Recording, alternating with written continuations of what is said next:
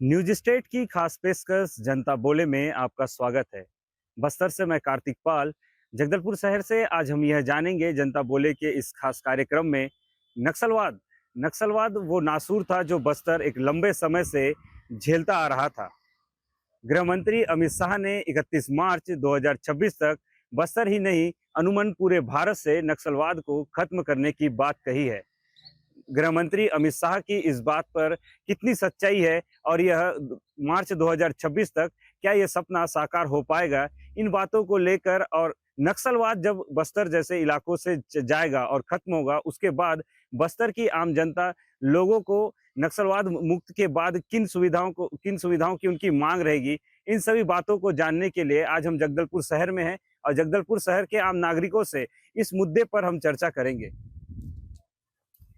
जी, पहले अपना परिचय बताइए। मनीष फुलचंदानी जगदलपुर से। नक्सलवाद एक बहुत लंबे समय से बस्तर के लिए नासूर की तरह रहा है। आप यहाँ यहाँ के मूल निवासी हैं, किस तरह देखते हैं नक्सलवाद? नक्सलवाद से सभी समाजों को ज़रूर नुकसान हो रहा है और ख़ास तौर पर ये बस्तर जैसा शांत प्रिय होना चाहिए, वैसा है नहीं। यहाँ की आबो-हवा बहुत शानदार है, यहाँ बड़े-बड़े जंगल हैं और ये नक्सल की वजह से इस चीज़ों का लाभ नहीं मिल पाता है और सबसे बड़ी बात यहाँ पर आती है कि हर समाज में जो शादियाँ होनी चाहिए, बिलासपुर, नांदगाँव से जो लड़कियाँ आनी चाहिए या यहाँ से जानी चाहिए, तो वहाँ के लोग पूरे हर कोई भी समाज के हो, वो चीज़ें दिक्कतें आ रही हैं कि वहाँ के लोग बोलते हैं कि तुम लोग नस्ली क्षेत्र में रहते हो, तो हमारी बेटी को वहाँ नहीं देंगे। तो ये बहुत बड़ी जटिल समस्या है और इस वजह से ना काफ़ी सारे समाजों को ना इस चीज़ का नुकसान हो रहा है। मतलब एक नई बात हमको जानने को मिली है कि कोई भी अपनी बेटी ब्याहने से पहले जगह देखता है, तो जैसे बस्तर को देखते हैं तो उसमें हिचकते हैं, इसका मतलब। बिल्कुल नक्सली बस्तर बोले ना नक्सली एक पर्याय हो गया है, तो बस इस वजह से ना वहाँ के रायपुर वासियों को कहीं भी एरिया के ना क्षेत्र के यहाँ पर अपनी बेटी देने के लिए ना थोड़ा-सा झिझकते नहीं, बहुत ज़्यादा झिझकते। तो इस वजह से यहाँ पर शादियों का ना बड़ी-बड़ी उम्र के लड़के, बड़ी-बड़ी उम्र की लड़कियाँ पूरे हर समाज में बैठी हुई हैं। जैसे कि गृह मंत्री अमित शाह ने कहा है 31 मार्च 2026 तक नक्सलवाद को खत्म करेंगे। इस पर आपका क्या विचार है? हाँ, ये पूरा परिदृश्य तो दिख रहा है, काफ़ी सारे नक्सली पूरा समर्पण किए हैं और इससे तो पूरा समझ में आ रहा है कि आने वाले समय में बस्तर नक्सल मुक्त हो जाएगा। तो कहीं न कहीं जो बस्तर से अभी तक का लोग जगदलपुर तक का आते थे, दंतेवाड़ा तक का आते थे। इसके बाद ना पूरे नक्सल मुक्त बस्तर होने के बाद ना पूरे अंदरी क्षेत्र में बैलाडीला और किरंदुल तक का लोग आराम से घूम सकते हैं, जा सकते हैं। तो कहीं न कहीं पर्यटन को भी इसका लाभ ज़रूर मिलेगा क्योंकि उस क्षेत्र में पर्यटन के ना काफ़ी सारे पॉइंट्स हैं, जहाँ पर सिर्फ़ इसी वजह से लोग नहीं जाते क्योंकि वो इस क्षेत्र में घना बसा हुआ है नक्सलियों से। पर्यटन से हम आपको ये बता दें कि धुरमा रास एक जगह है, जो पर्यटन के हिसाब से रिकॉर्ड तोड़ पर्यटक इस वर्ष वहाँ पर आए हैं। तो आपको लगता है कि ऐसे और भी पर्यटन स्थल नए-नए आएँगे जहाँ पर लोग जाएँगे अब? हाँ, ढोलकाल है, गणेश जी की सबसे पहाड़ों के ऊपर मूर्ति है। सिर्फ़ बाहर के लोग इसी वजह से नहीं जाते हैं कि मालूम है कि वो पहाड़ों में चढ़ना पड़ता है, बीच में नक्सली क्षेत्र पड़ता है। तो इस वजह से जो भ्रांतियाँ बाहर शहरों में है, तो नक्सल मुक्त बस्तर होने के बाद ना ये ज़रूर सब पर्यटन के क्षेत्र में नंबर 1 पहुँच जाएँगे। पर्यटन एक मुद्दा रहा है और दूसरा जैसे अंदरूनी इलाकों में रोड, सड़क, नाली जैसी असुविधाएँ भी नक्सलवाद की वजह से थी। तो क्या लगता है अगर नक्सलवाद खत्म होगा तो इन पर सरकार को ध्यान देना चाहिए? लगातार केंद्र सरकार ना सड़क पुलिया पूरा बना रहा है। कहीं न कहीं जो बीच में तकलीफ़ें आ रही थी अंदरूनी क्षेत्र में, नक्सल के बीहड़ जंगलों में, तो ये नक्सल मुक्त बस्तर हो जाने के बाद वो सड़क पुलिया जो बनेगी, तो निस्संदेह वहाँ के बासिंदों को बहुत लाभ मिलेगा और जो आवागमन की सुविधाएँ हैं, वो ज़रूर बढ़ेंगी। आपकी क्या राय है? नक्सलवाद खत्म होगा तो आप क्या चाहेंगे सरकार से, क्या माँग रहेगी आपकी? हम लोग सामाजिक प्राणी यही चाहेंगे कि हर क्षेत्र का बंदा यहाँ ज़रूर आए, शादी-ब्याह के रिश्ते खुल जाएँगे, ये बस्तर जैसा पर्यटन के क्षेत्र में आगे आएगा, तो कहीं न कहीं यहाँ रोज़गार के अवसर भी बढ़ेंगे। बाहर के लोग पर्यटक आएँगे तो यहाँ कुछ दे के ही जाएँगे, तो ये कहीं न कहीं बहुत चीज़ बस्तर को लाभ मिलेगा। जी, आपका नाम बताइए। मैं रत्नेश बेंजामिन, स्थानीय निवासी बस्तर। नक्सलवाद को आप कैसे देखते हैं? काफ़ी लंबे समय से आप भी बस्तर में रहते हैं। काफी लंबे समय से बस्तर नक्सलियों से जूझ रहा है और उसके लिए लगातार हमारे कितने शहीदों ने अपने प्राणों की आहुति भी दे दी है। वर्तमान में बस्तरवासी जिस एंगल से देख रहा है कि शांत बस्तर, सुंदर बस्तर, हमचो बस्तर, शांत बस्तर। अब बस्तरवासियों में एक आस आई है। बस्तरवासी इसको बड़े लंबे समय से जो जूझ रहे थे, कई प्रकार की समस्याओं से जूझ रहे थे, बस्तर के विकास के लिए लगातार बस्तरवासी लगातार उसकी आहट सुनने के लिए बेताब थे। वर्तमान में वो चीज अब दृष्टिगोचर हो रही है और आज ही बीजापुर में 2 हार्डकोर नक्सली भी फोर्स ने मारा है। इससे एक ऐसा संदेश हमारे बीच में आ रहा है, अब बस्तर शांत हो रहा है और इसके साथ-साथ सुंदर हो रहा है, क्योंकि बस्तर नैसर्गिक रूप से पूरे भारत में, यहाँ के चित्रकूट को ले लीजिए, सारे भारत से लेके विदेश तक सैलानी उसको प्रतिवर्ष देखने आते हैं और बस्तर नैसर्गिक और प्राकृतिक संसाधन से भरपूर है, परिपूर्ण है। कई झरने, पहाड़, जंगल वो बस्तर में है और बस्तर में एक इसमें रोक थी, एक बाधा थी, वह है नक्सलियों की। अब नक्सलियों मुक्त होने से हमारा बस्तर निसंदेह बड़ा ही सुंदर होगा और इसकी आहट दूर तक जाएगी कि लोग अब बस्तर को पर्यटन की दृष्टि से देखने लगेंगे, सुंदरता की दृष्टि से देखने लगेंगे। जैसे नक्सलवाद को खात्मे को लेकर गृह मंत्री अमित शाह का कहना है कि मार्च तक वो नक्सलवाद को खत्म करें। आप यहाँ रह रहे हैं तो आपको उनकी जो बातें हैं वो कितनी इम्प्लीमेंट नजर आती है अब तक? उस बातों से निसंदेह हमको विश्वास करना पड़ेगा, क्योंकि लगातार रोज हमारी जो फोर्सेस है, हमारे जो वीर जवान है, अब चूंकि चारों तरफ से घेर करके जितने बच्चे कुचे नक्सली हैं उनको लगातार समर्पण के लिए उन तक मैसेज पहुंचाया जा रहा है और जो समर्पण नहीं कर पा रहे हैं उनका हश्र बहुत बुरा हो रहा है। ये पूरा बस्तर देख रहा है। हमारी फोर्स लगातार सक्रिय है और लगातार उन तक पहुंचने का प्रयास कर रही है। शासन की योजनाएं, मुआवजे और उनके समर्पण की नीति से और इस ओर कई ढेर सारे संख्या जो है वो नक्सलियों ने आत्मसमर्पण किया और शासन की योजनाओं का लाभ लिया। हम बस्तरवासी भी चाहते हैं, कितने हार्डकोर नक्सलाइट है और उनका समय अब जाता रहा।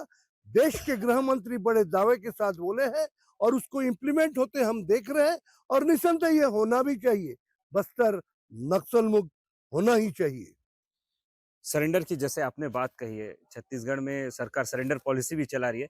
उसके बावजूद कुछ नक्सली जो हैं अभी भी जंगलों में भटक रहे हैं, सरेंडर नहीं कर कुछ कहने इस पर? हाँ, मेरा उन नक्सलियों से, उन हार्डकोर माओवादियों से, मैं तो बस्तर का निवासी होने के नाते सिर्फ यही कहूंगा, जब शासन की पुनर्वास नीति में उनको काफी लाभ है और जंगल जंगल भटक रहे हैं, आज यहाँ कल वहाँ जैसे कि हम लोग समाचार पत्रों में पढ़ते हैं, आप लोगों के माध्यम से देखते हैं, तो वैसा करने का छोड़ अब समय आ गया है।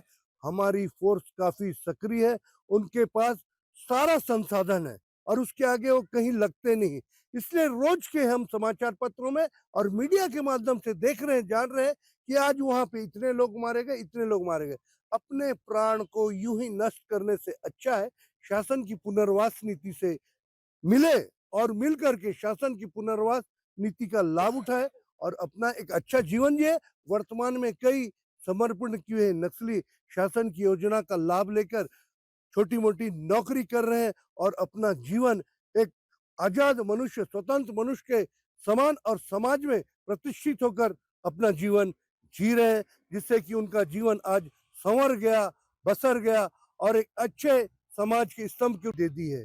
वर्तमान में बस्तरवासी जिस एंगल से देख रहा है कि शांत बस्तर, सुंदर बस्तर, हमचो बस्तर, शांत बस्तर, अब बस्तरवासियों में एक आस आई है। बस्तरवासी इसको बड़े लंबे समय से जो जूझ रहे थे, कई प्रकार की समस्याओं से जूझ रहे थे, बस्तर के विकास के लिए लगातार बस्तरवासी लगातार उसकी आहट सुनने के लिए बेताब थे। वर्तमान में वो चीज अब दृष्टिगोचर हो रही है और आज ही बीजापुर में 2 हार्डकोर नक्सली भी फोर्स ने मारा है।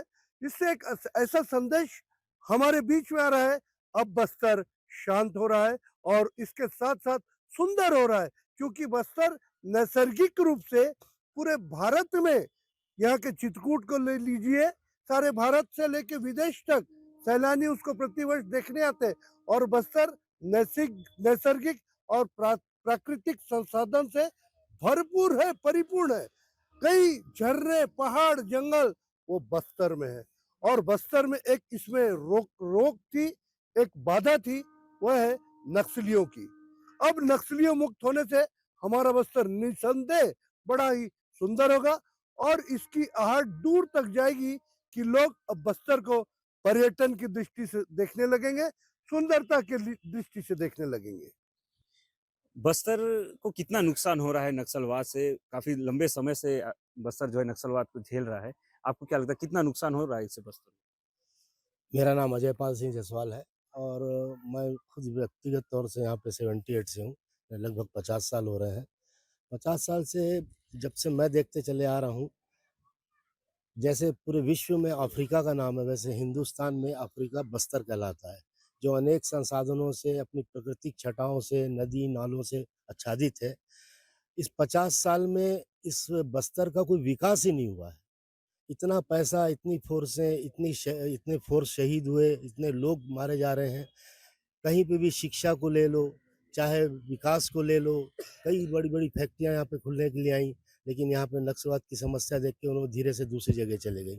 बहुत सारी चीज़ें यहाँ पे अलॉट हुई थी, जो कि दूसरी जगह चले गई। एसआर आज तक नहीं खुल पाया। एनएमडीसी भी बहुत समय के बाद खुला और यह हमारा सबसे बड़ा सौभाग्य है कि बस्तर वन संपदा से और बहुत सारी ऐसी चीज़ों से आच्छादित है जिसमें कई फैक्ट्रियाँ लग सकती हैं, जैसे बैलाडीला का आयरन ओवर, मलाजखंड, कोरबा, ऐसी बहुत सारी जगह हैं जो पूरे भारत देश में सबसे ज़्यादा यहाँ पे अयस्क पाया जाता है।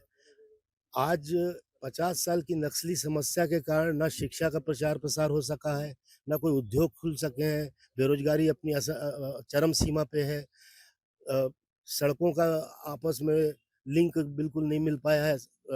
हज़ारों गाड़ियाँ जला दी जाती हैं जब कोई रास्ता बनाया जाता है, तो हर जगह नक्सली की समस्या है। ये अटल जी के समय बड़ा अच्छा हुआ कि इसको कुछ ज़िलों में विभाजित कर दिया गया, तो जिससे कई सारे ज़िले बनने से आज बीजापुर, दंतेवाड़ा, गीदम, भोपालपट्टनम, बचेली, बैलाडीला काफ़ी डेवलप हुए हैं। अब जैसा कि गृह मंत्री अमित शाह जी ने मार्च 26 तक नक्सली पूरी समस्या को ख़त्म करने का जो बीड़ा उठाया है, तो हमें बहुत आशावादी थे इस बात पे कि काश ये समस्या पूरी समाप्त हो जाए और शासन प्रशासन का भी पूरा ध्यान इधर है। तो भारत के मानचित्र पे, विश्व के मानचित्र पे बस्तर एक बहुत बेहतरीन पर्यटन स्थल के रूप में विकसित होगा। अभी तक लोग सड़क लाइन से जुड़ा हुआ चित्रकूट, तीरथगढ़ और दंतेवाड़ा देख के चले जाते थे। लेकिन कल जो प्रदर्शनी लगी उसमें कम से कम 20-25 जगह तो मैं भी देखा हूँ। कई झरने, नाले, नदी, इतने सुंदर वन, उपवन हैं कि मतलब देखते ही बनता है। ये भगवान की असीम कृपा है कि बस्तर इन चीज़ों से और अपनी संस्कृति, कल्चर से एकदम आच्छादित है। नक्सली समस्या खत्म होगी और भगवान करे ये बहुत जल्दी हो। जो नक्सली सरेंडर नहीं कर रहे हैं, कृपया वो भी इधर ध्यान दें क्योंकि शासन की बहुत अच्छी-अच्छी योजनाएँ लागू हैं। एक सुंदर एक सुंदर मतलब एक सातों जिले जो पूरा बस्तर संभाग कहा जाता है, विश्व मानचित्र पे बहुत अच्छे से उभरेगा, ऐसी मेरी आशा है। हमारे साथ महिला शक्ति भी जुड़ी हुई है, हम उनसे बात करते हैं और जानेंगे कि नक्सलवाद को बस्तर के लोग कैसे देखते हैं। तो मैम आपका नाम? मिथिलेश ईनानी।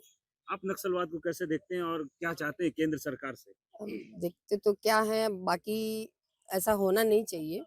तो जैसे मनीष मूलचंदानी जी ने बताया कि लड़कियां हमारे समाज में, वैश्य समाज में लड़कियां देने के लिए लोग कतराते हैं। जब मेरे बेटे की शादी के लिए मैंने 2-4 जगह लड़की देखने गई थी, तो नहीं, बोले उधर नहीं देंगे। तो एक वो प्रभाव तो पड़ता ही है उनका थोड़ा। मतलब नक्सलवाद के कारण आपके लड़के की शादी में थोड़ी देरी हुई है, ऐसा कह सकते देरी तो नहीं हुई, बट हैं? जो 2-3 लोगों ने मना किया कि नहीं देंगे उधर क्षेत्र में।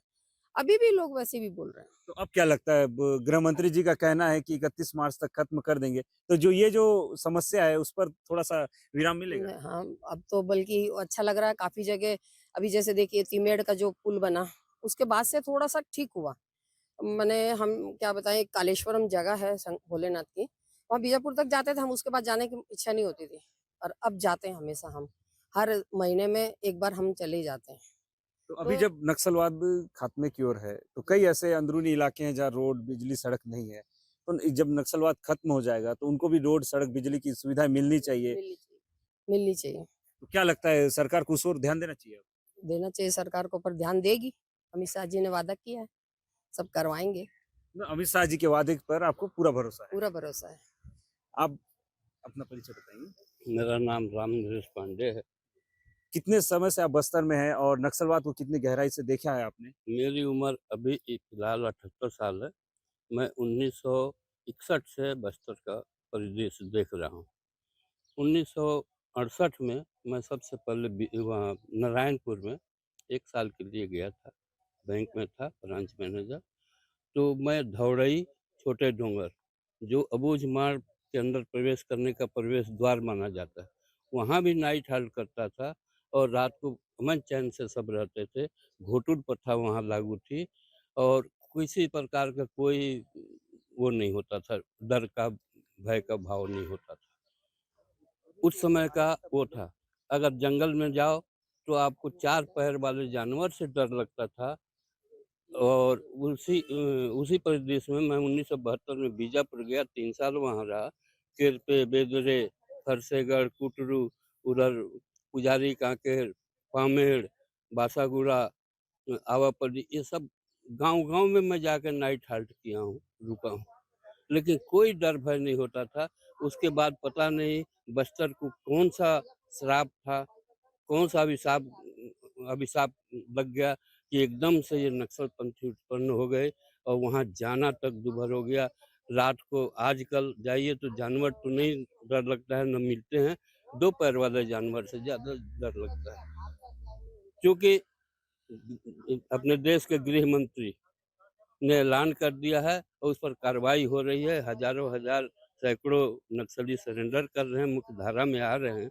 तो मुझे उम्मीद बंधी है, 100% उम्मीद बंधी है कि हमारा बस्तर जो है फिर से आज से 60-70 साल पहले वाला बस्तर हो जाएगा। कहीं भी आप घूम सकते हैं, जा सकते हैं। और नक्सलियों का ये प्रभाव था कि कहीं कोई ठेकेदार, कोई सरकार, कोई डेवलपमेंट का काम नहीं करवा सकते थे।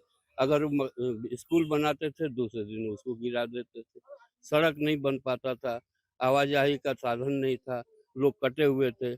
और यहाँ के आदिवासी भोले-भाले कहे जाते हैं। उनको क्या है, किसी के पास जब पहुँचेंगे तब तो अपना दुःख बताएँगे, वो आने नहीं देते थे। इतना बंद करके रखे थे उनको, रोक करके रखे थे। अब वो समाप्त हो जाएगा।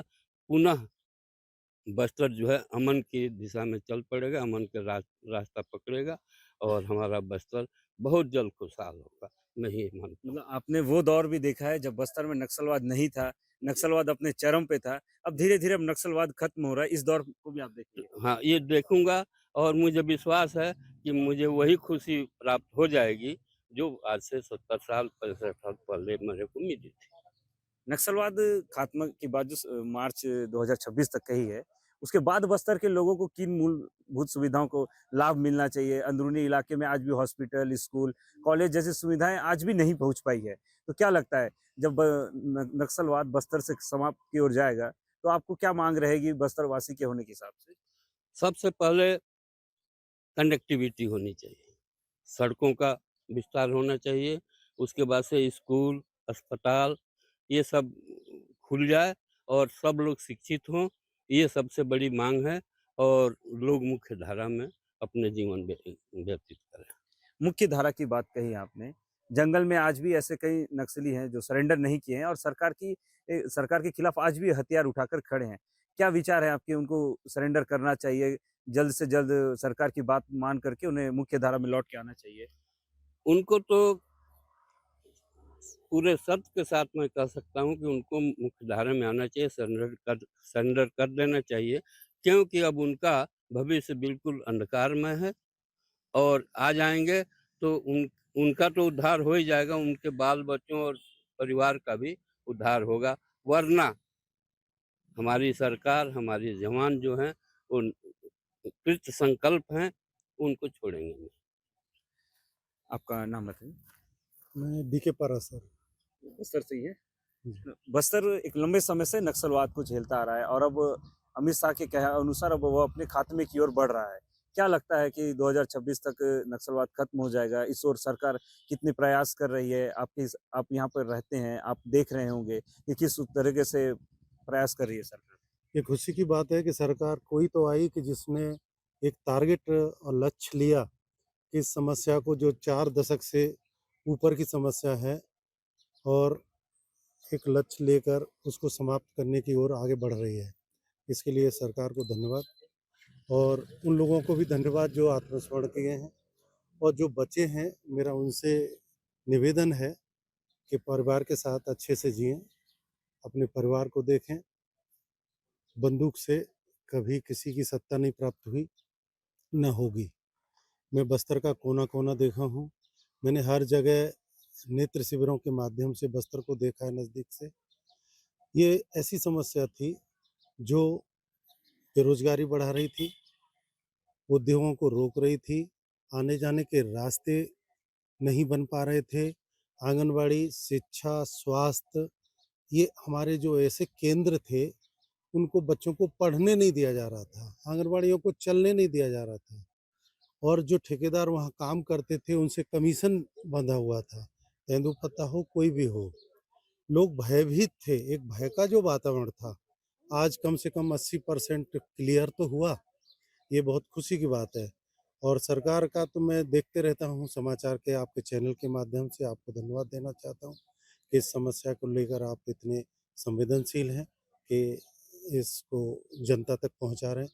मेरा आज भी कहना है कि बस्तर के मूल निवासी आज भी बहुत सीधे लोग हैं। वो कभी बंदूक नहीं उठाते। वो मजबूरी में डर से, भय से उठाए हुए हैं बंदूक। हमारे तो स्वास्थ्य विभाग के बहुत सारे कर्मचारी शहीद हुए हैं, सिर्फ पुलिस वाले ही नहीं हुए हैं, लेकिन उनको शहीदों का दर्जा नहीं मिला कभी।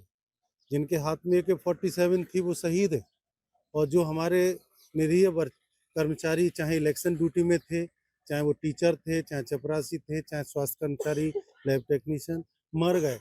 उनके परिवार को संविदा नियुक्ति के कारण रोजगार भी नहीं मिला, अनुकंपा नियुक्ति भी नहीं मिली। ये बहुत बड़ी बस्तर के विकास में बहुत बड़ी बाधा थी नक्सल प्रॉब्लम और मुझे ऐसी उम्मीद है, मैं तो बिल्कुल 100% उम्मीद करता हूँ कि समस्या ज़रूर निराकरण हो जाएगी। 31 मार्च तक होना चाहिए। 10% गवर्नमेंट के जैसे आंकड़े आ रहे हैं, 10% बचे हैं। हो सकता है 1 महीना, डेढ़ महीना बचा है, वो भी अपनी मुख्य धारा में आ जाए। अच्छा है, आज आप देख रहे हैं जो बचे हैं, फ़ोर्स उनको ढूँढ-ढूँढ के मार रही है या आत्मसमर्पण कर रहे हैं। आए दिन आत्मसमर्पण भी हो रहा है और मैं सोचता हूँ कि ये समस्या ज़रूर निराकरण हो जाए। आपने एक बात कही, सरकार के द्वारा जो लक्ष्य निर्धारण करके इस पर नक्सलवाद खात्मे की ओर काम किया जा रहा है। तो अमूमन पिछली भी कई सरकारें आई, कई सरकारें गईं, तो क्या किसी ने ऐसा लक्ष्य निर्धारण करके इस ओर कार्य करने का प्रयास नहीं किया? नो डाउट इसमें कोई शक की बात नहीं है। लक्ष्य लिया ही नहीं किसी ने। आज तक उसको मैं नहीं समझ सकता कि इतनी ज़बरदस्त सरकार होते हुए भी आई, गई, कांग्रेस हो, बीजेपी हो, उससे कोई फ़र्क नहीं पड़ता। कोई भी सरकार आ जाए, 10-20 गुंडों को फ्री हैंड तो नहीं कर देगी कि लूटो खाओ। इसमें तो कोई मतलब नहीं, सरकार सरकार होती है। ऐसे लोगों के लिए सरकार सख्त होना चाहिए, ये मेरा मानना है। अब नक्सलवाद जब खत्मे की ओर बढ़ेगा, तो आपको क्या लगता है जब बस्तर में नए-नए उद्योग आने चाहिए, रोजगार को बढ़ावा मिलना चाहिए, नए स्कूल, कॉलेजेस, इनकी डिमांड एक लंबे समय से बस्तर को थी। इस पर क्या विचार करेंगे? ये बस्तर सही में वास्तव में एक बहुत अच्छी जगह है। यहाँ देखा जाए पर्यटन के बहुत अच्छे स्पॉट हैं। अभी आप पिछला ही आंकड़ा देख लीजिए दिसंबर, जनवरी का 3 लाख से ऊपर पर्यटक आए हैं यहाँ पर। मैंने ये सरकारी आंकड़े बता रहे हैं। तो यहाँ सब कुछ होते हुए भी नैसर्गिक इतने संसाधन हैं, लेकिन कनेक्टिविटी नहीं होने के कारण और भय का वातावरण होने के कारण न उद्योग लगे, न पर्यटन में विकास हुआ, अन्य न शिक्षा में हमारा बस्तर आगे बढ़ पाया। कारण वही है कि भय। तो हमारे साथ एक युवा भी हैं, उनसे हम बात करेंगे कि वो नक्सलवाद को कैसे देखते हैं और नक्सलवाद जब खत्म होगा, तो उस ओर जब सरकार बढ़ेगी तो क्या उनकी माँगें होगी?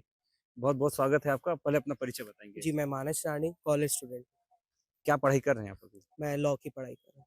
आप बस्तर में नक्सलवाद को आप जान रहे होंगे, तो जी। क्या लगता है आपको, क्या लगता है कि कैसी समस्या है बस्तर में नक्सलवाद? जी, देखिए यहाँ पे आम आदमी को कुछ तकलीफ़ नहीं है इतनी, जितनी पुलिस वालों को है। बाकी जैसे और भी सभी वरिष्ठ जनों ने कहा कि स्वास्थ्य से रिलेटेड जो भी कर्मचारी थे उनको भी तकलीफ़ है। पुलिस को तकलीफ है, बाकी फॉरेस्ट ऑफिसर्स को, सीआरपीएफ को और बाकी फोर्सेस को जो तकलीफ, आम आदमी को उतनी कुछ नहीं है। पर जो हम आज देख रहे हैं इस सरकार द्वारा केंद्र सरकार द्वारा जो नक्सलवाद को खत्म करने की जो उम, ये जो ये जो लाइन चल रही है, इससे बहुत ही हर एक जन को फायदा होगा। इससे बहुत सारे नक्सलियों ने अभी सरेंडर भी किया। महाराष्ट्र सरकार में भी सरेंडर किया, छत्तीसगढ़ में भी सरेंडर किया।